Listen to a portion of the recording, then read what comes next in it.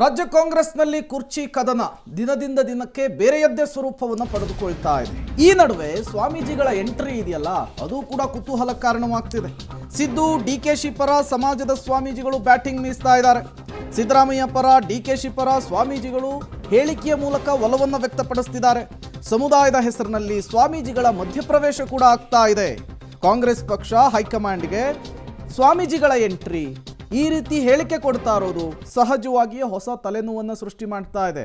ಕಾಂಗ್ರೆಸ್ ಪಕ್ಷದಲ್ಲೇ ಅಂತಲ್ಲ, ಈ ಹಿಂದೆ ಬಹಿರಂಗ ವೇದಿಕೆಯಲ್ಲಿ BS ಯಡಿಯೂರಪ್ಪನವರು ಮುಖ್ಯಮಂತ್ರಿಗಳಾದಂತಹ ಸಂದರ್ಭದಲ್ಲಿ ವಚನಾನಂದ ಶ್ರೀಗಳು ಮುರುಗೇಶ್ ನಿರಾಣಿ ಪರವಾಗಿಯೂ ಕೂಡ ಇದೇ ರೀತಿ ಬ್ಯಾಟ್ ಬೀಸಿದ್ರು.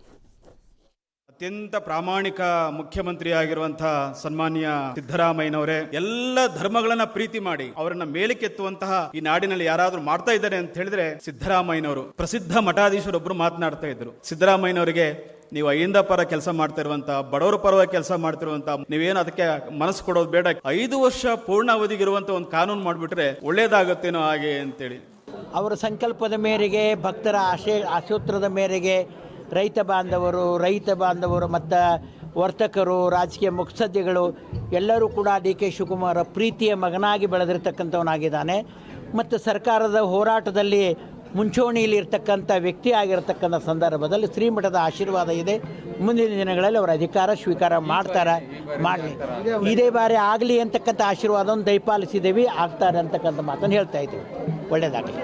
ಸನ್ಮಾನ್ಯ ಉಪಮುಖ್ಯಮಂತ್ರಿಗಳು ಚುನಾವಣೆ ಸಮಯದಲ್ಲಿ ಬಹಳಷ್ಟು ಶ್ರಮಪಟ್ಟು ಹಗಲು ರಾತ್ರಿ ಕೆಲಸ ಮಾಡಿ ಆ ಪಕ್ಷವನ್ನು ಮುನ್ನಡೆಸಿದ್ದಾರೆ. ಉಪಮುಖ್ಯಮಂತ್ರಿಗಳು ಶಿಸ್ತಿನ ಸಿಪಾಯಿ, ಅವರು ತಾಳ್ಮೆಯಿಂದ ಕಾಯ್ದು ಒಂದು ಒಳ್ಳೆಯ ಸ್ಥಾನವನ್ನು ಪಡ್ಕೊಂಡು ನಾವು ಹತ್ರದಿಂದ ನೋಡಿದ್ದೀವಿ. ಅವ್ರು ಯಾವುದಕ್ಕೂ ಕೂಡ ಆತರ ಪಡೋದಿಲ್ಲ.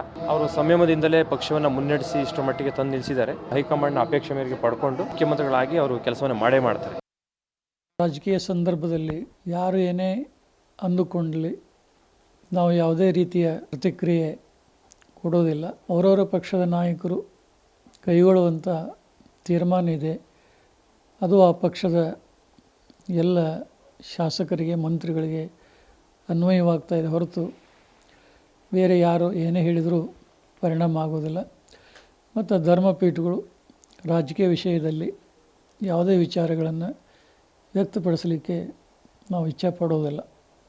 ಅದರ ಅವಶ್ಯಕತೆಯೂ ನಮಗಿಲ್ಲ. ಎಷ್ಟೊಂದು ಸಲ ಹೇಗಾಗುತ್ತಂದ್ರೆ ರಾಜಕಾರಣಿಗಳು ತಮ್ಮ ಸಮುದಾಯಕ್ಕೆ ಮತ್ತು ತಾವು ವಿಶ್ವಾಸ ಗಳಿಸಿರುವಂತಹ ಸಮುದಾಯದ ಸ್ವಾಮೀಜಿಗಳ ಮುಖಾಂತರ ತಾವು ಏನನ್ನು ಬಯಸಿದ್ವೋ ಅದನ್ನು ಹೇಳಿಸೋ ಕೆಲಸವನ್ನು ಮಾಡ್ತಾರೆ.